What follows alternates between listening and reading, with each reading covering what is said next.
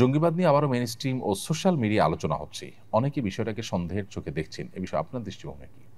প্রথম কথা হলো যে, পশ্চিমা সাম্রাজ্যবাদীদের অনেক বড় একটা অস্ত্র হলো মুসলমানদেরকে জঙ্গিবাদের তকমা দেওয়া, ট্যাগ দেওয়া। ইরাককে তারা ধ্বংস করেছে, মরণাস্ত্র আছে এই অজুহাত তুলে। কিন্তু মরণাস্ত্র পাওয়া যায়নি। দেশ কিন্তু ধ্বংস হয়ে গেছে। তারা সরিও কিন্তু বলেনি। এই একটি এক্সাম্পলই যথেষ্ট তাদের এই জঙ্গিবাদের তথাকথিত এই খেলা, এই নাটক বোঝার জন্য।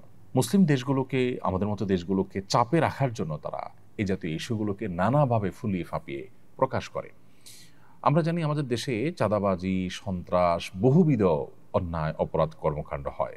মানুষের নিরাপত্তা এখানে বেশ কিছু ক্ষেত্রে আমরা দেখি যে বিঘ্নিত হয় দারুণভাবে। এ সমস্ত বিষয়গুলোর জন্য বিগত সরকারগুলোর বিশেষ কোনো উদ্যোগ না থাকলেও আমরা দেখেছি জঙ্গিবাদ, তথাকথিত জঙ্গিবাদ দমন করবার জন্য প্রায় ১৫ থেকে ২০টা উইং বা ডিপার্টমেন্ট নিরাপত্তা বাহিনীগুলোর রয়েছে। আপনি চিন্তা করতে পারেন যে একটা দেশে এতগুলো উইং রয়েছে, কাউন্টার টেররিজম, অ্যান্টি টেররিজম, বিভিন্ন নামে আইনশৃঙ্খলা রক্ষাকারী বাহিনীগুলোর বিভাগ বা শাখা রয়েছে। এতগুলো মানুষ সেখানে কাজ করছে।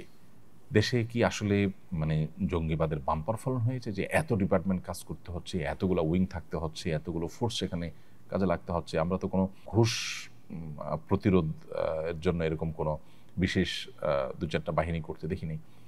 তো এই বিষয়গুলো বিদেশিদেরকে খুশি করার একটা প্রচেষ্টা, পশ্চিমাদেরকে খুশি করবার একটা প্রচেষ্টা। তারা যেই ন্যারেটিভ দেয় সেটাকে আমরা এখানে প্রতিষ্ঠা করবার অন্ধ চেষ্টা এবং অন্ধবিশ্বাস করি, অন্ধভাবে এটাকে চালানোর প্রতিষ্ঠা করবার জন্য আমরা চেষ্টা করি, যেটা খুবই দুর্ভাগ্যজনক একটা বিষয়। বিগত আমলে বিশেষ করে অত্যাচারের গুম-খুনকে হালাল করবার অন্যতম একটা উপায় ছিল জঙ্গিবাদের নাটক। ইতিমধ্যে ডিএমপি কমিশনার সহ দায়িত্বশীল ব্যক্তিবর্গ তো বলেইছেন যে বাংলাদেশে কোনো জঙ্গি নেই এবং জঙ্গিবাদের নামে যা হয়েছে সেটা নাটক, এটা তারা পর্যন্ত স্বীকার করে নিয়েছেন।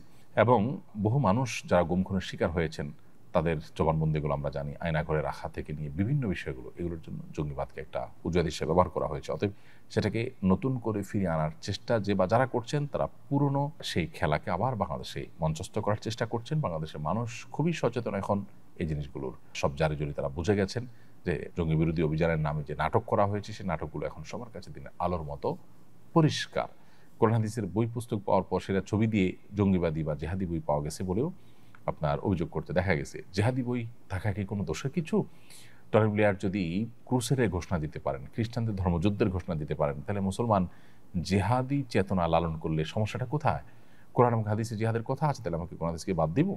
এগুলো করতে করতে আস্তে আমাদেরকে কোণঠাসা করা হচ্ছে এবং ইসলামী শক্তিকে দুর্বল করার অপচেষ্টা করা হচ্ছে। অতএব সেই পুরাতন যে চক্রান্ত এবং ষড়যন্ত্র, সেটা আবার নতুন করে শুরু করতে যাচ্ছে একটা মহল, যেটা উদ্বেগজনক। আমাদের প্রত্যেকটা মানুষের এটার বিরুদ্ধে অবস্থান নেওয়া দরকার। বিশেষ করে মানবাধিকার বিষয়ক যে জাতিসংঘের যে কমিশন হতে যাচ্ছে, সেই কমিশনের বিরুদ্ধে জনগণ নানাভাবে তাদের মতামত ব্যক্ত করছেন। এরকম একটা সময় মানুষের দৃষ্টিকে অন্যদিকে ফেরাবার জন্য এটা করা হচ্ছে কিনা, যুক্তরাষ্ট্রের সঙ্গে যে নিরাপত্তা চুক্তির কথা শোনা যাচ্ছে সেটা বাস্তবায়নের দ্বার প্রান্তে। অতএব যেটার যৌক্তিকতা তৈরি করার কোনো চেষ্টা করা হচ্ছে কিনা এই সমস্ত ঘটনার মাধ্যমে, সেটা খতিয়ে দেখা দরকার। দ্বিতীয় বিয়ের কনের সঙ্গে বিয়ের সময় এই মর্মে চুক্তি হয় যে বর বউয়ের কোনো আর্থিক দায় দায়িত্ব পালন করবে না। এই শর্তের ভিত্তিতে বিয়ে করা জায়েজ হবে কিনা? বিয়ে হয়ে গেলে আর্থিক দায়িত্বের বিধান কি? এই টাইপের বিয়েকে এখন আরব বিশ্বগুলোতে বিশেষ করে জাওয়াজে মিসিয়ার তারা বলে, বা মিসিয়ার বিয়ে হিসাবে তারা আখ্যা দেয়।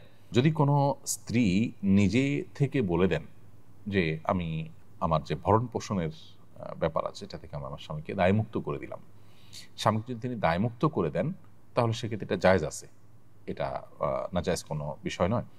আমরা নবী করিম সাল্লাল্লাহু আলাইহি ওয়াসাল্লাম স্ত্রীদের মধ্যে একজন স্ত্রীর ক্ষেত্রে আমরা জানি যে তিনি নবী সাল্লাল্লাহু আলাইহি ওয়াসাল্লামকে তার হক আদায়ের ক্ষেত্রে তার যে অন্য স্ত্রীদের সাথে সমান্তরালভাবে তার যে সাথে রাত্রি যাপন করা, তার সঙ্গে দিন কাটানো, এটার যে দায় নবী সাল্লাল্লাহু আলাইহি ওয়াসাল্লামের ছিল স্বামী হিসেবে তার প্রতি, এটা থেকে তিনি নবী সাল্লাল্লাহু আলাইহি ওয়াসাল্লামকে মুক্ত করে দিয়েছেন এবং নবী সাল্লাল্লাহু আলাইহি ওয়াসাল্লাম সেটাকে অ্যাকসেপ্টও করেছেন। অতএব বিয়ের আগে থেকে যদি এরকম কোনো শর্ত দেওয়া হয় এবং উভয় যদি সেটার উপর সম্মত হয় তাহলে সেটি জায়েজ রয়েছে। আমার ভাবি তার আপন বোনের মেয়ের সাথে আমার বিয়ে দিতে চান, কিন্তু আমার ভাই এবং বাবা রাজি হচ্ছেন না। ওনারা বলছেন এটা হারাম। উত্তর দিলে উপকৃত হব। ভাই শরীফুল ইসলাম, এটা তারা ভুল বলছেন। আপনার ভাবির বোন কিংবা আপনার ভাবির বোনের মেয়ে আপনার জন্য মাহরাম নন। বিধায় তার সাথে আপনার পর্দা যেমন করতে হবে, একইভাবে তাকে আপনি বিয়ে করতে পারবেন। সেক্ষেত্রে আপনার ভাই হয়তো আপনার খালু শ্বশুর হয়ে যাবেন সম্পর্কে, তাতে কোনো অসুবিধা নেই। অতএব আপনার ভাবির বোনের মেয়েকে আপনি বিবাহ করাতে সেরাই কোনো বাধা নেই। আপনার বাবা বা ভাই বা পরিবারের লোকজন যারা এটাতে বাধা দিচ্ছেন, তাদেরকে দক্ষ কোনো আলেমের কাছে নিয়ে যান এবং তাদের সংশয়কে দূর করবার চেষ্টা করেন। এমডি তাওসিফ হাসান আপনি লিখেছেন, একজন মানুষ তার রোগের কারণে সবসময় অপবিত্র হয়ে যায়। সালাত আদায়ের জন্য অজু করে জায়নামাজে দাঁড়ানোর আগেই তার শরীর এবং তার কাপড় অপবিত্র হয়ে যায়। বারবার কাপড় পরিবর্তন করতে গিয়ে তার সালাত আদায়ের ইচ্ছাটাই নষ্ট হয়ে যায়। এমত অবস্থায় ওই রোগীর করণীয় কি? বারবার তো এরকম ব্যক্তির পোশাক পরিবর্তন করার দরকার নেই, বরং এরকম অনবরত যখন শরীর থেকে নাপাক বের হতে থাকে, এরকম ব্যক্তি প্রত্যেক ওয়াক্তের জন্য অজু করবেন।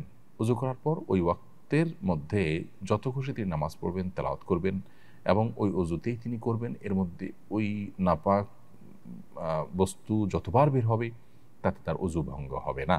এবং এই ধরনের ব্যক্তিকে মাজুর বলা হয় শরীয়তের পরিভাষায়, বিধায় তিনি এই অবস্থায় নামাজ পড়বেন। এমনকি তার ওই অবস্থায় যদি কাপড় অপবিত্র হয়, অপবিত্র কাপড় নিয়েই তিনি নামাজ পড়তে পারবেন, কারণ তিনি মাজুর।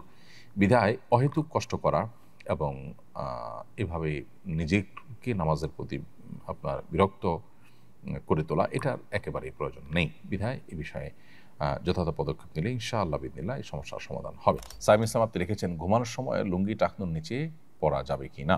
ঘুমানোর সময় লুঙ্গি টাকনুর নিচে যদি চলে যায় তাহলে তাতে কোনো অসুবিধা হবে না। বিগত সপ্তাহে সম্ভবত এই প্রশ্নটি এসেছিল এবং এর উত্তর আমরা দিয়েছিলাম।